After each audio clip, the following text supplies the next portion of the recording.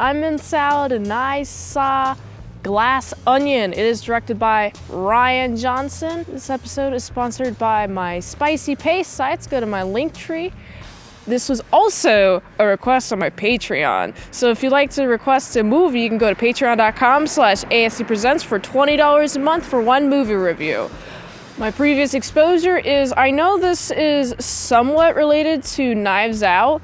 This isn't a direct sequel or prequel or anything. It just seems like it's the same type of story in a different setting, and it's kind of exploring like a different type of murder mystery. I'll go a little bit more into detail on that. The only real connection is the character Benoit Blanc. So if you haven't seen this movie, I will spoil it for you. The movie starts with seeing Miles, who's a billionaire boy. He invites his friends over for a murder mystery. And it's honestly, I'm excited because the coolest place you could have a murder mystery is at like a billionaire's mansion. And it's awesome. So we have like 5 friends plus one other person that is not supposed to be there, and Miles confronts him.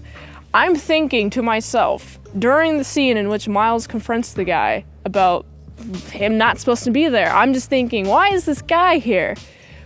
Was he invited for some malicious reason? Or is this like some sort of red herring? I was very intrigued. I was very curious about everyone's intents. Everyone in the party, in the 5-people party, they kind of get along with each other in varying degrees. Some people are like more acquainted with each other than others. Some people don't like each other more than others, which is fine. But if you're in a murder mystery party, then things can get really sussy. You're gonna suspect everyone around you if you don't completely trust somebody. And so just watching this mystery unfold, I'm thinking, who is it the entire time? Because I felt like I didn't know who it was until the very end. We have a little bit of backstory on who this billionaire guy is. He's got this cool little hydrogen rock thing. It's white, it looks pretty epic, honestly. This murder mystery goes off with a bang when we see this woman and man are just standing outside. And it's a lovely moment. They're just having a talk. And then, bam! Big old gun shoots the woman and shoots through the glass. And I'm like, what? We have a murder over here. Who's doing the murders? Of course we see Miles is like, oh, actually, it must be one of you guys. And I'm thinking, okay, Miles, you're a little sus. You seem to really want to pin the other people, other than yourself, on who's the murderer. I mean, of course, it's like a human reaction to be like, wait, no, I'm not a murderer. But you gotta think about what a murderer would say and do, the subtleties, okay?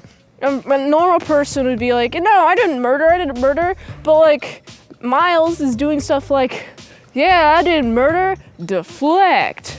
Yeah, I didn't murder, look at this strange detail that you guys know of, but I accidentally slip some details that only I know of. So, it's kind of weird. I'm suspecting Miles the entire time, but he has such a beautiful, amazing house that I don't even think about it. And then we see the other party members. They're suspecting each other. There's a whole bunch of running around, what is happening? What is this? What is that? Who's the murderer? Who's this? Who's that?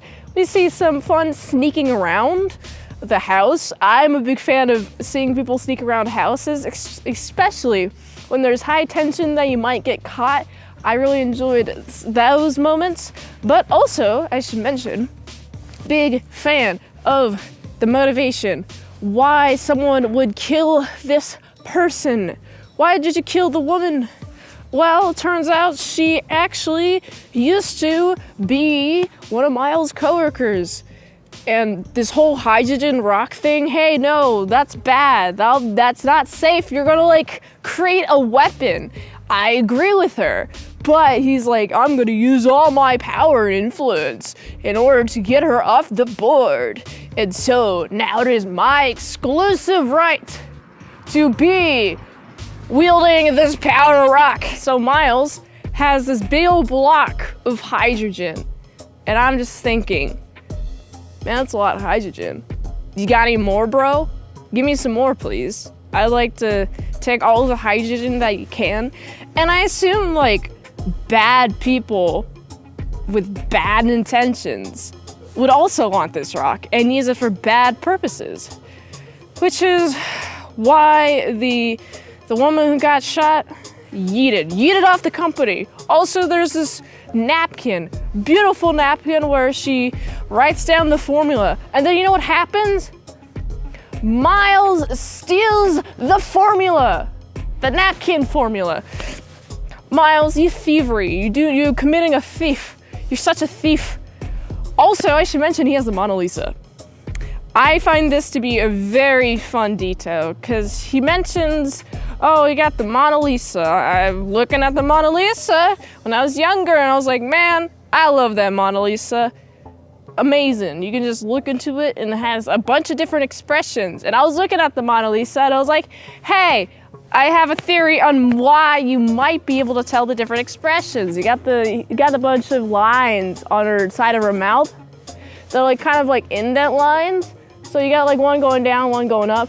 But it's very soft features. So you can definitely, depending on which angle or however you want to perceive the face, you can see like a couple different expressions. So I was like, hey, I like that. I was able to notice that, but he doesn't want to get it burned. So there's this cool little safety deploy thing, like a glass. I'm a big fan of it, honestly, just because it's like, oh, this glass has been introduced. Man, I wonder how this glass will not protect the Mona Lisa. And I'm glad that we get to see a little bit of that a little bit later on, because as the several different party goers are uncovering more and more of the mystery, trying to talk to each other, there's a big old guy. He's allergic to pineapple juice. There's a whole like drinking scene. And Miles is like, oh yeah, just give him this drink, okay? Uh-oh, looks like the guy takes a sip and then he's got. He does that to another dude. And it's like, Miles, you're not a good guy. Why do you gotta kill people via drinks? That's not a fun trait. I wouldn't want to hang out with you, Miles, because I wouldn't want to get murder, death, killed. I'd be so worried. Man, why would anyone trust this Miles guy? Maybe because he has a lot of money. I don't know. I initially trusted him with the amount of cool stuff, but that might be a little bit of an indicator, because he's like, yeah, I have this ultra powerful source of energy. Ooh, yeah, I should also mention, amazing scene. Oh man, I love this final scene where it's established that the Mona Lisa is in a room full of a bunch of glass vase statue things that are like on pillars. And so in order to rebel, got a couple of the party members. Well, it's one party member to start. She starts just throwing things on the ground, and you know what she does? And I threw it on the ground. It was awesome. I was like, yeah, do it some more. Do some more of that. And then all of the party goers just keep on going. And I really like the progression where you can see him being like, yeah, okay, being all smug. Yeah, he can break my things. But then it continues. And then she just keeps on destroying things. You can see him get a little bit more upset. And then a fire starts. And this is the part where I got upset. Seeing all those blankets being thrown into the fire. I'm like, dude, I could have worn those blankets. Come on, why didn't you save them? Why do you gotta be like this? I'm not a big fan of the blankets burning scene, but I am a big fan. There's a bunch of flammable substance that gets into the air. And it's a cool little flamethrower thing that happens. Oh, we got there's a little safety switch that unprotects the Mona Lisa for some reason. And this is used to burn up the Mona Lisa. I mean, he just wanted his destiny to be connected to the Mona Lisa, and now he did. He burned the Mona Lisa. I love it so much. And he's ultimately defeated, and the rest of the partygoers are alive. I'm glad that they survive. Although not all of them survive, which is very sad. But Miles, I just love the scene where he's like, no! He's just screaming in agony. I'm like, dude, this is what you get for being such a bad guy. You killed like a couple of guys. You killed a couple of your friends. Were you planning on killing all of your friends? Man, what was your intent, Miles? But that's how the movie ends. Man, the cinematography and the camera movements, it's honestly pretty epic. I'm a big fan. I like the little glass onion thing where we have like some sort of like cube, some sort of like standing up cube, and there's like some sort of weird like color crystallization thing happening. It's really trippy, but I'm a big fan because it's like, dude, what am I looking at? What am I staring at? Am I going insane? Well, also the characters, I wish I got to know the characters a little bit more. I mean, there's some character establishing stuff, but the guy who's allergic to pineapple, I simply didn't know that much about him. And I'm sad that he never has any ability to enjoy the joys of pineapple. Man, pineapple is awesome. This guy's missing out. Hot diggity dang, he's missing out. Like, pineapple on pizza. Have you had pineapple on pizza? It's like the best thing ever. If you disagree with me, leave a comment because I will debate on whether pineapple on pizza is awesome. I love pineapple on pizza. What's unfortunate is I don't get to have a lot of pineapple on pizza because none of my friends like pineapple on pizza except for maybe one. So, pineapple on pizza, I want it. If you ever see me in public, give me a pineapple pizza. Also, these murders are fun. Man, that's a way to describe the murders.